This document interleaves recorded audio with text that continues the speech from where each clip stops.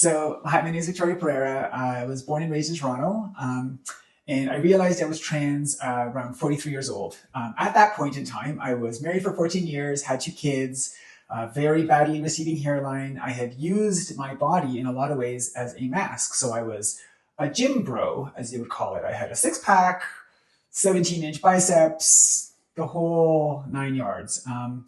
But I was using it as a mask. And so then realizing that I was trans at that point was traumatizing in itself, because it wasn't a eureka moment. It was very much an oh shit moment, because I had realized this so late in my life, even though I knew from a very early age that I was different. It's just that I didn't really kind of put it all together at the same time. And then when I did, everything kind of made sense. Someone who doesn't understand the trans experience can't really understand not feeling a connection with their body, feeling that there's a disconnect between the inside and the outside. But I will say that what it feels like now is probably what other people feel like. They feel a connection between how they look outside and how they feel inside. And that is what my life is like now. What I had before, I always felt a terrible disconnect with myself, with my body. I used it as a mask to protect myself, thus never actually having any vulnerability, never actually letting anybody see the real me. And now it's the exact opposite of that. I am the real me all the time. I'm the real me in every situation. I never feel like I have to have a mask. That is incomparable to the life that I used to have, where I was never vulnerable and I was always just pretending to be somebody else. So I did a lot of research online, and I spent, as somebody like me who's neurodivergent, I spent a lot of time doing a hyper research online, looking for clinics and looking for what I wanted and all of these things. I found very lucky to find Dr. Dupre, and even better that he was in Toronto. And so I went in for a consultation, and the second I got there, the clinic is beautiful and all of that stuff, but meeting him was such a pivotal moment, because immediately I could see that he could see me. And one of my special gifts is seeing other people, but it's also something that nobody has ever seen me. So having him see me and his empathy and the way he was, and how he could just understand what it was that I wanted and what I was envisioning. I had this vision in my head of the life that I wanted to live and the person that I wanted to look like and all of that stuff. And, I could just tell that he could see it. And the way he was so careful and like he took his time and really listened to what I had to say and just took it all in. And I kind of came in, with guns blazing. I knew exactly what I wanted to get done, but, he just took it all in stride, which is really something. It says something a lot, because I'm usually too much for people. And he just went with it. And, I just really loved his approach. I had many surgeries here, but it was that, that first meeting where I really felt comfortable. I had my facial surgery was done here first. And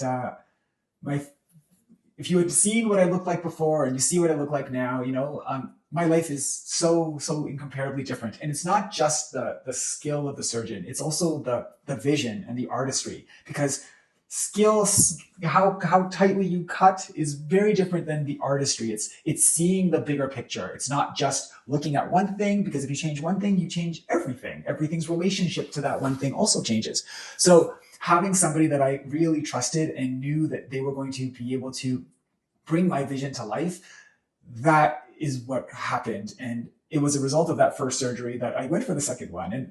And it's never led me astray. You talk about instinct, and I had this instinct that this was the right fit, and it was, I was right. It really changed my life in unbelievably good ways. Being trans, it is a special gift. And I know a lot of people don't really see that, but it is an unbelievably beautiful gift, actually. Getting to see the world and people from different perspectives. Everyone is stuck in their own perspective. You grow up as a cis white male, you only get to see the world from that one perspective. And that goes with everybody, right? Being trans, you get to see the world outside of yourself. And that is something that nobody else gets to really experience. And so because of that, it is maybe one of the most beautiful things. I remember when I first realized I was trans, I was like, oh shit. But now I've come to realize it as the beautiful gift that it is. Not to say that being trans is easy, because it is not. Coming out and realizing you're trans and living this life, it is tremendously difficult. Sacrificing potentially everything, replacing safety for peace, and I don't think the regular population realizes how difficult that is, letting go of all of the things that you hold dear and that have kept you safe for a long time, and choosing your internal peace over that external peace. So knowing how difficult it is, I can't help but feel a responsibility to the next generation of people, so I can alleviate their suffering. I can make their transitions easier for them, because when I started, I needed to see somebody who had successfully done it, somebody who was living their life and doing it. And there was somebody there for me. There was a couple of examples of people who were living their life and doing so happily. And I held on to that hope. And as much as my transition went, smoothly, relatively, it was still very difficult. And Pride Month is, for me, it's the recognition of people choosing themselves, people saying, I choose my happiness over the comfort of other people, and choosing my happiness, choosing me, filling my cup so that I can fill other people's cups. Because if you don't, you have an empty cup, you can't fill anybody else's cup. And pride is really the recognition of that extraordinarily difficult coming out process, whether you're gay or lesbian or trans or whatever. And so for me, it's that recognition of the fight, of the bravery of choosing yourself. And I didn't choose myself lightly. I didn't. I looked at all the people, my parents and my ex-wife and my kids and my friends and all of those people and all of their expectations of me and what they thought. And I didn't choose myself in spite of them. I chose myself for them as well. I chose me so that I could do more and be more and actually be happy. And for me, that's really what Pride stands for.